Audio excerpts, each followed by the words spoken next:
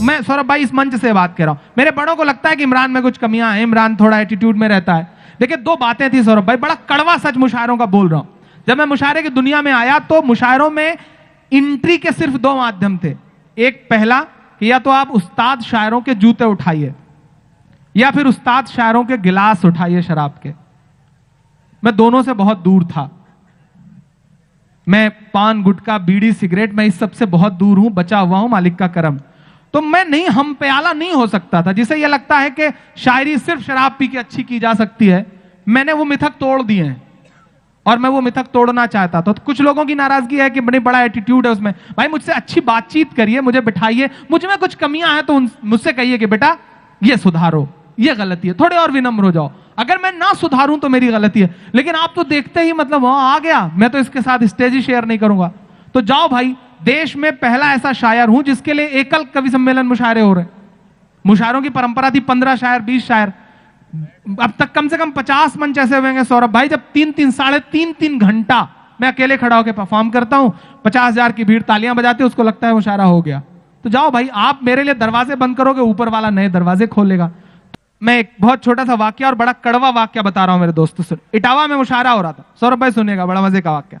देश के एक टॉप क्लास के शायर जिन्हें आप भी बहुत अदब से देखते हैं, मैं भी, वो माइक पर खड़े होकर पढ़ रहे थे।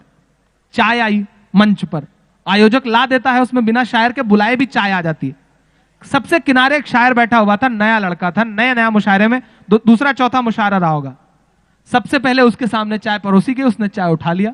आपके सामने परोसी जाएगी, आप भी उठा लेंगे। पलट करके शायर की नजर उस पर पड़ी और उन्होंने कहा, क्यों रे, तुझे स्टेज पे बैठने का सलीका नहीं पता? मैं पढ़ रहा हूं और तू चाय पी रहा होता स्टेज से।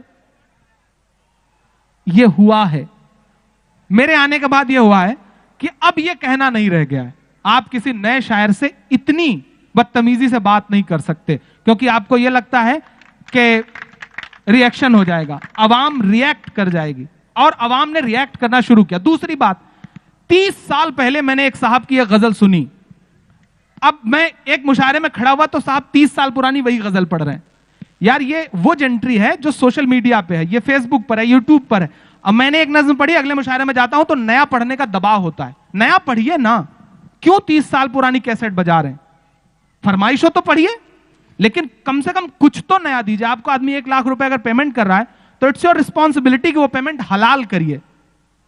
ये बहुत कड़वी बातें हैं जो मुशायरों के मंचों पर अमूमन इस पे तबसरा भी नहीं होता, लेकिन मैं करने की हिम्मत कर रहा हूं।